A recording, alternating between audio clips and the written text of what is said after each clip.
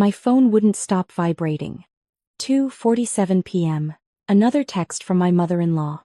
I gripped the hospital bed railing as another contraction tore through me, the epidural doing nothing for the pressure, the burning, the overwhelming need to push. The nurse was saying something about breathing, but all I could focus on was that buzzing phone on the tray table, Patricia's name flashing across the screen for the 6th time in 20 minutes. Mrs. Morgan, I need you to focus, the nurse said gently, moving the phone out of my line of sight. Your baby's almost here. But I knew.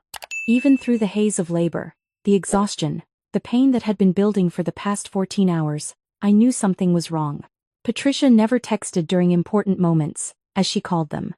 She preferred grand phone calls, her voice dripping with concern that somehow always felt like criticism.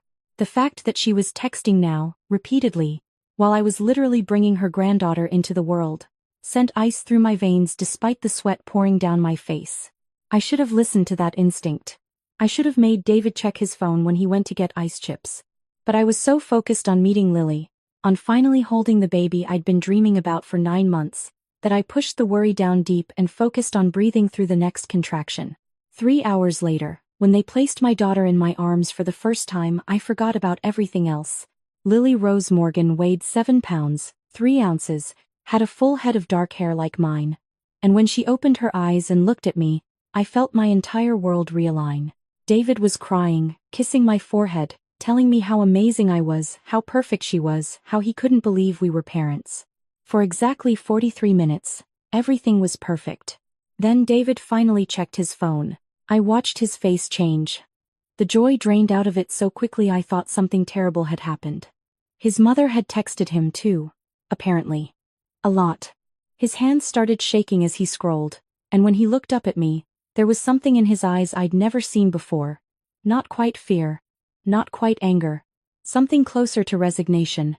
I need to make a call, he said, already backing toward the door. I'll be right back. David. What is it? It's nothing. Just, my mom had a question about the nursery. I'll handle it. The nursery. Our beautiful, carefully planned nursery that we'd spent months putting together. The sage green walls I'd painted myself at 7 months pregnant, standing on a step stool while David hovered nervously below. The vintage white crib we'd found at an estate sale and lovingly restored. The custom bookshelf David's father had built before he passed away, the last thing he ever made. The organic cotton sheets, the handmade mobile, the rocking chair that had been in my family for 3 generations. $8,000 worth of furniture, clothes, supplies. Everything a baby could possibly need, organized and ready in the 2nd bedroom of our Cambridge apartment. The nursery had become my sanctuary during pregnancy. The place I'd sit and imagine our life with Lily, rocking in that old chair and talking to my belly about all the books we'd read together, all the memories we'd make. Patricia had hated all of it. Too expensive, she'd said when she saw the crib. In my day, babies slept in dresser drawers and turned out fine. Organic cotton? She'd sneered at the sheets. What a waste of money. Regular sheets were good enough for David. A $300 stroller? Olivia, you're going to spoil this child before she's even born. This is exactly what's wrong with your generation. David always made excuses for her. She's just old-fashioned. She doesn't mean it like that. She's worried about our finances. And I'd learned to smile and nod and ignore the knot in my stomach every time his mother walked into our home and found something new to criticize. But she'd never actually interfered before. She complained, she judged, she made passive-aggressive comments, but she didn't touch our things. We'd made that boundary clear after she rearranged our entire kitchen the week after our wedding to make it more efficient. No touching our stuff without permission. David came back 15 minutes later. His face was pale. What did she say? I asked, adjusting Lily in my arms. He sat down heavily in the chair next to my bed. She went over to the apartment today. To water your plants, she said. And she noticed the nursery was, in her words, excessively lavish for a newborn. I felt something cold settle in my chest. What did she do, David? She made some decisions. About what Lily actually needs versus what she thinks we wasted money on. What kind of decisions? He couldn't look at me. She took some things to a consignment shop. To help us out.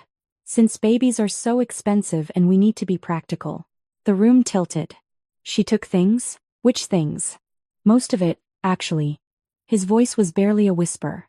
She kept the basics, a few onesies, some diapers.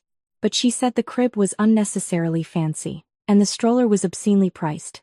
And all those organic cotton items were yuppie nonsense, and she found this great secondhand shop in Newton that gave her a really fair price. She sold our baby's nursery.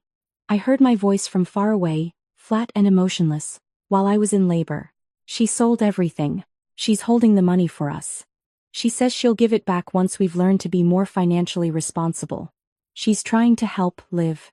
In her way. Get out. What? Get out of this room. Right now. Olivia, come on. Your mother sold our daughter's nursery while I was giving birth. And you're defending her. Lily started to fuss, sensing my tension. You're actually sitting there making excuses for her. I'm not defending her. I'm just trying to explain. Leave. Now. Before I call security. He left. And I sat there in that hospital bed, holding my brand new daughter, and cried so hard a nurse came in to check if I was having a medical emergency. I texted my sister Rebecca. She lived in Providence, about an hour away, and had been planning to visit the next day. I asked her to come now and to stop at Target on the way. I gave her a list: basic bassinet, newborn clothes, diapers, wipes, formula just in case. Everything a baby needed to survive the first few days while I figured out what the hell to do with my marriage. She showed up 2 hours later with her husband Tom, their SUV packed with supplies and their faces tight with fury. Rebecca had never liked Patricia.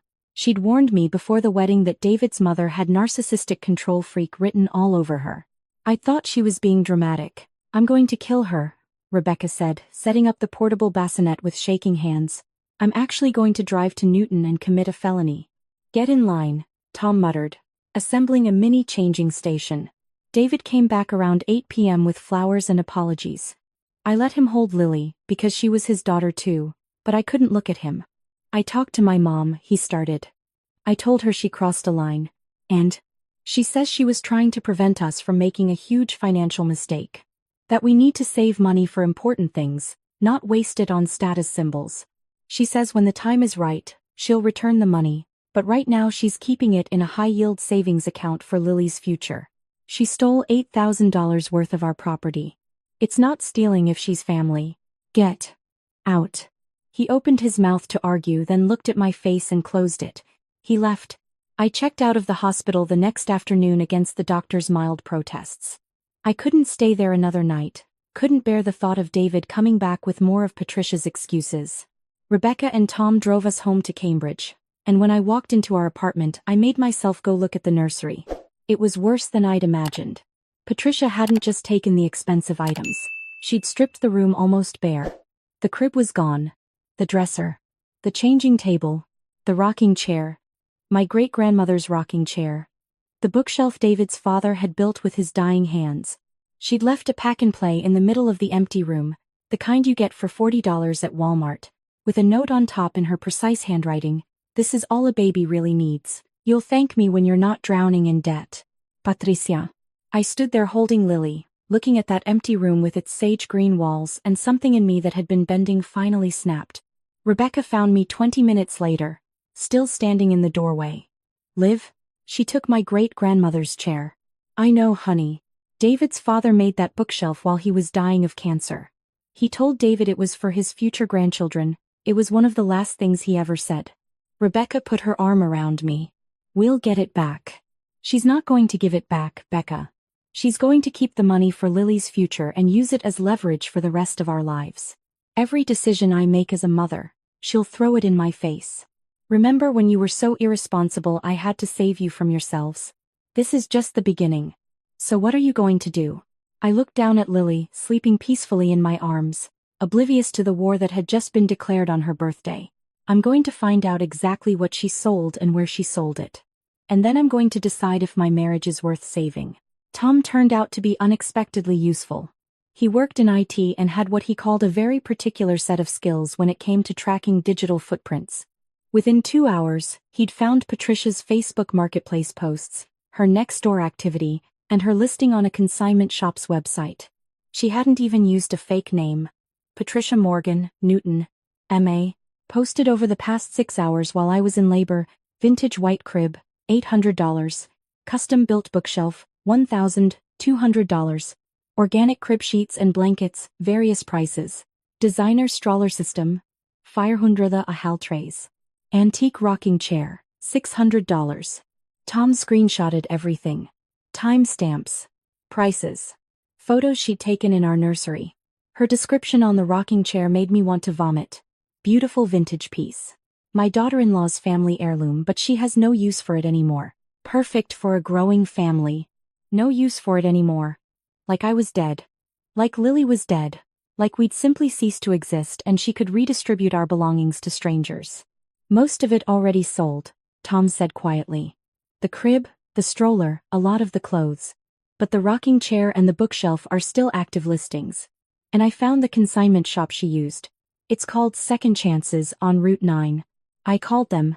A cheerful woman answered and confirmed that yes, Patricia Morgan had brought in several high-end baby items that afternoon. Yes, some had already sold. No, I couldn't get them back unless I wanted to buy them from their current owners at the marked-up resale price. What about the items that haven't sold yet? I asked. Well, those are still here, but they belong to Mrs. Morgan now. She'd have to authorize any returns.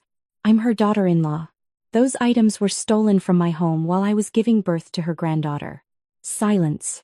Then, oh my God. Yeah. Let me talk to my manager. Can you call back in an hour? I called David instead. He answered on the first ring. Did you know your mother was posting our stuff online? I asked without preamble. What? Facebook Marketplace. Nextdoor. Consignment shops. She's been selling our daughter's nursery on the internet, David. While I was in labor, she was taking photos in our apartment and writing descriptions about how I have no use for my great-grandmother's rocking chair anymore. I didn't know she was posting it online. She just said she took some things to a shop to get us some money back. She stole $8,000 worth of property and is selling it on Facebook. That's a crime, David. That's actual theft. She's my mother. And Lily is your daughter. The daughter who came home to an empty room because your mother decided she knows better than us what our child needs. He was quiet for a long time. Then, what do you want me to do? I want you to go to your mother's house right now and get our stuff back. All of it. The money from what she already sold and the physical items that are still listed. I want you to tell her that if she ever sets foot in our apartment again without explicit permission, I'm filing a police report for theft. And I want you to decide if you're her son or Lily's father, because you can't be both right now. That's not fair. Fair? Your mother stole from us while I was in labor, David. While I was screaming in pain, she was in our home with the key you gave her, selling our baby's furniture to strangers. And you're worried about what's fair? I'll talk to her. No. You'll get our stuff back. There's a difference. I hung up. Rebecca made me dinner while Tom entertained Lily. I couldn't eat. I kept thinking about that rocking chair, about my grandmother teaching me to nurse in it when I was learning with my first niece. About my great-grandmother holding her children in it 100 years ago. About all the memories I'd imagined making with Lily in that chair, and some stranger from Newton buying it for $600 because my mother-in-law decided I didn't need it. The consignment shop manager called me back. Mrs. Morgan, I spoke with our owner. Under the circumstances, we're willing to pull the remaining items from sale and return them to you. We don't want any part of a theft situation. Thank you. I have to say, in 20 years of doing this, I've never had someone bring in a haul like that and tell me it was from their daughter-in-law who had no use for it. I should have asked more questions. I'm sorry. It's not your fault. Can I pick the items up tomorrow? Absolutely. And Mrs. Morgan? The bookshelf is absolutely beautiful. Your father-in-law was a master craftsman. I cried again after we hung up.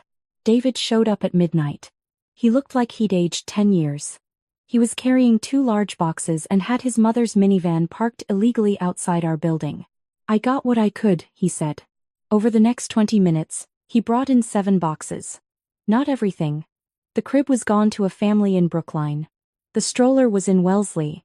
Dozens of outfits, blankets, and accessories had been sold to various buyers across eastern Massachusetts.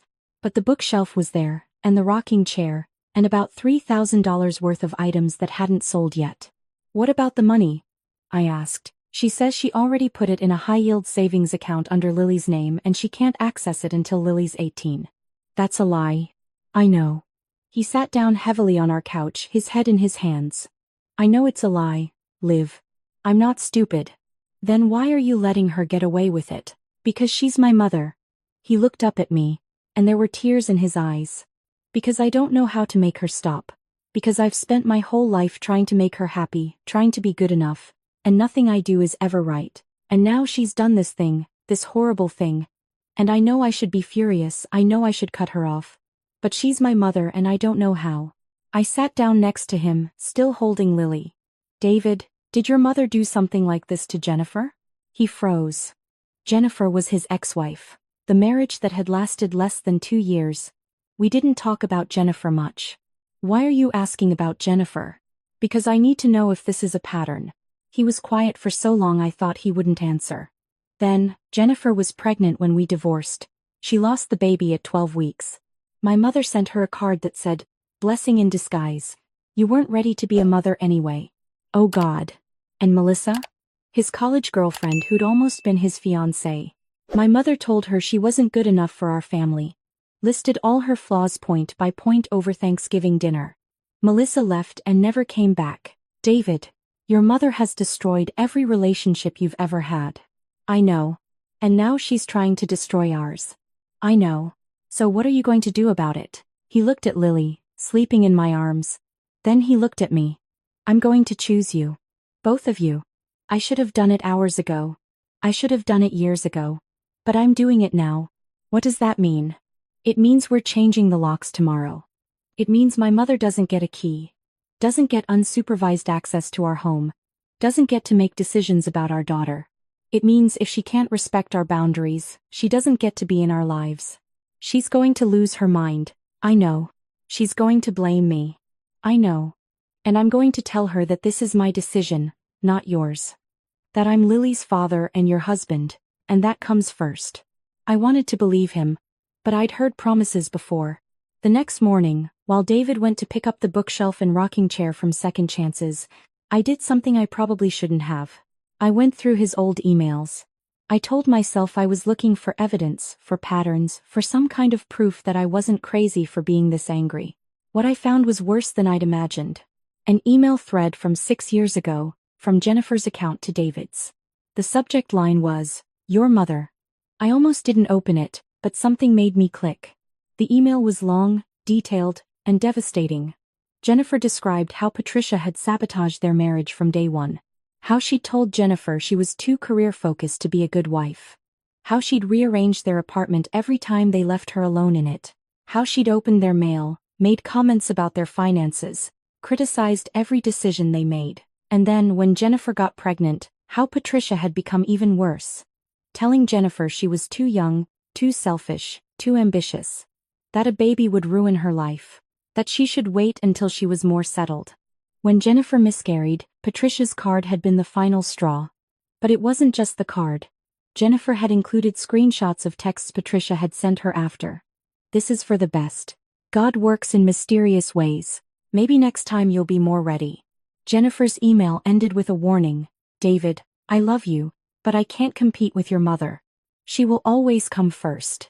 Until you can set boundaries with her. Until you can choose your own family over her, you'll never have a successful marriage. I hope someday you find the strength to stand up to her, but I can't wait around for that day." David had never replied to the email. As far as I could tell, he'd never even acknowledged it. I kept digging. There were emails from Melissa too, from 8 years ago. Similar stories. Patricia criticizing her appearance, her education, her family background. Showing up uninvited to their apartment. Going through Melissa's things. The final email was heartbreaking. I thought I could handle it. I thought love would be enough. But your mother will never let you love anyone more than you love her. And I deserve better than being second place in my own relationship. Again, no response from David. I sat there with my sleeping daughter, reading through years of evidence that my husband had been watching his mother destroy his relationships, and had done nothing. Just made excuses, tried to keep the peace, chose his mother over and over again. Until now. Maybe. When David came back with the furniture, I was waiting for him. "I read Jennifer's emails," I said. "And Melissa's." His face went white. "Liv, Did you know your mother texted Jennifer after the miscarriage? Told her it was for the best? I didn't know about the texts. I knew about the card. And you stayed in contact with her anyway. You kept bringing women home to her anyway. You gave her a key to our apartment anyway. I thought it would be different with you. I thought she'd be better because we were having a baby. David, she wasn't better. She got worse. She's been escalating for 9 months and you've been making excuses the entire time. I know. No, I don't think you do. Because if you really knew, really understood what your mother is, you would have protected me from her. You would have protected Lily from her. But instead, you gave her a key and access and the benefit of the doubt, and she used all of that to rob us blind while I was in labor. He was crying now, sitting on our couch with his head in his hands. What do you want from me? I want you to mean it. When you say you're choosing us, I want you to actually do it. Not just for today, not just because you're embarrassed, but permanently. I want you to go to therapy and figure out why you've let your mother control your life for 34 years. I want you to set real boundaries and enforce them. And I want you to accept that if you can't do those things, I'm taking Lily and leaving. He looked up at me, his face streaked with tears. You'd really leave? David, your mother stole my great-grandmother's rocking chair and sold it on Facebook while I was giving birth. Yes, I would really leave.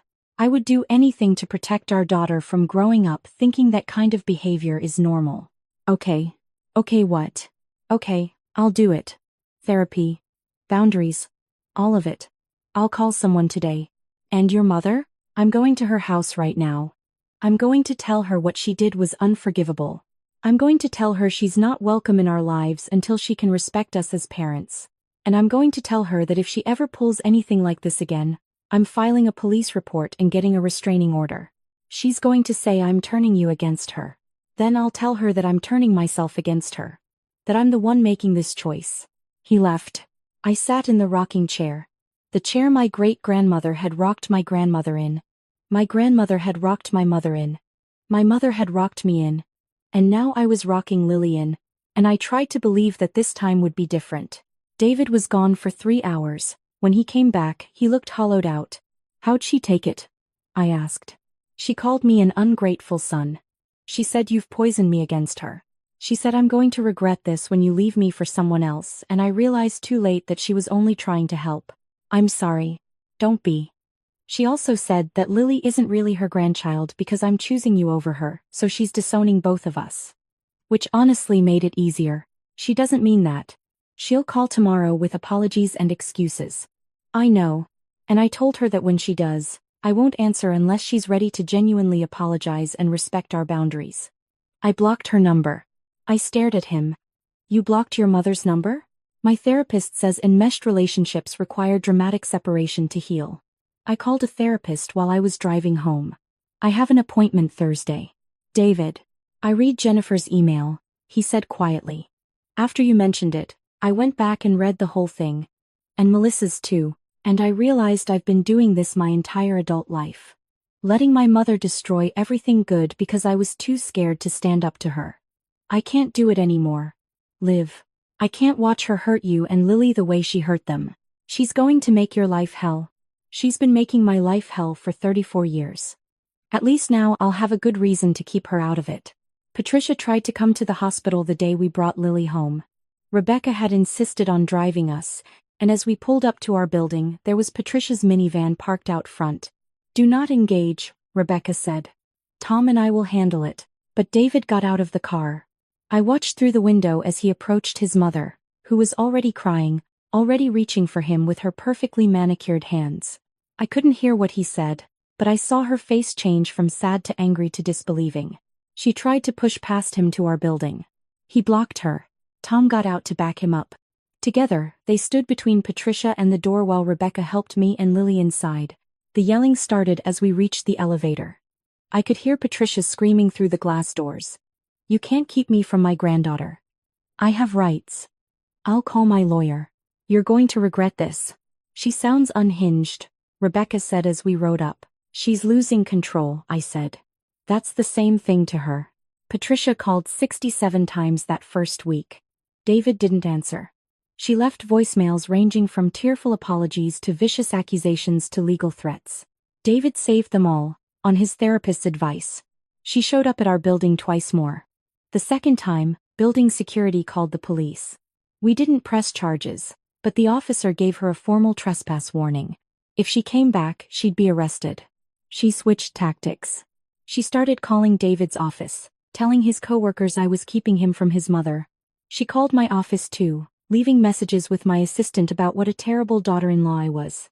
She posted on Facebook about parental alienation and grandparents' rights. But David held firm. Every time I wavered, every time I felt guilty, he reminded me, "She sold our daughter's nursery while you were in labor. That's not the behavior of someone who deserves access to our family." His brother called. David's younger brother Marcus, who lived in California and talked to Patricia maybe 3 times a year. "Dude, what the hell did you do to Mom? She's calling me crying about grandparents' rights." David told him everything. Every detail of what Patricia had done, every boundary she'd crossed, every relationship she'd destroyed. There was a long silence on the other end. Then Marcus said, "Holy shit. I'm sorry, man. I didn't know it was that bad." "You didn't want to know." "Neither did I. For what it's worth, she did something similar to Jenna and me. When we got engaged, she told Jenna she'd never be part of the family because she wasn't Catholic. We just moved 3,000 miles away instead of dealing with it. I'm dealing with it now. Good for you." Seriously. Someone needed to. Lily is 3 months old now. The nursery is complete again, rebuilt with new items and the salvaged pieces we managed to recover. The bookshelf sits against one wall, David's father's final gift to his granddaughter. The rocking chair is by the window, where I sit with Lily every night before bed. Patricia sent a certified letter last week. Her lawyer wrote it, demanding visitation rights and threatening to sue for grandparent access. David's lawyer wrote back explaining that Massachusetts grandparents' rights are limited to cases where the parents are divorced, deceased, or proven unfit. Since we're married and actively raising our daughter, Patricia has no legal standing. She'll try again. I know she will. People like Patricia don't give up easily. But David is in therapy twice a week now. We're in couples counseling once a week.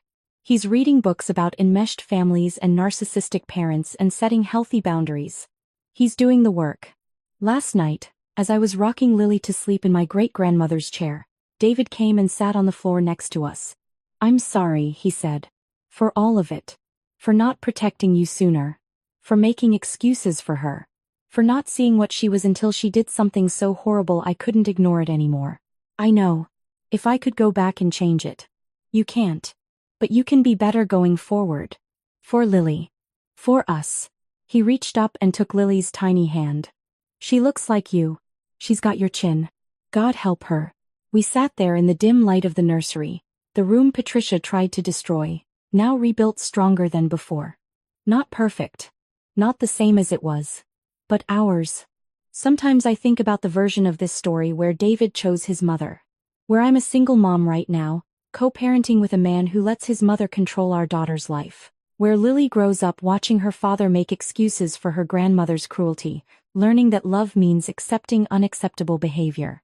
But that's not our story. Our story is messier, harder, but ultimately about choosing the family we create over the family we came from. It's about David finding his spine at 34 because his daughter deserved a father who would protect her. It's about me setting boundaries I should have set years ago because my daughter deserved to see her mother stand up for herself. Patricia probably tells people I stole her son, that I'm controlling and manipulative and poisoned him against her. She probably believes it, on some level. People like Patricia always cast themselves as the victim. But I sleep at night knowing my daughter will never wonder if she's good enough. She'll never have a grandmother who sells her things without permission, who criticizes her parents, who treats love like a transaction with conditions. She'll grow up in a home where boundaries are respected and no means no, and family doesn't get to hurt you just because they're family. And if that makes me the villain in Patricia's story, I'll wear that label with pride. Because in my daughter's story, I'm the mother who protected her. And that's the only story that matters.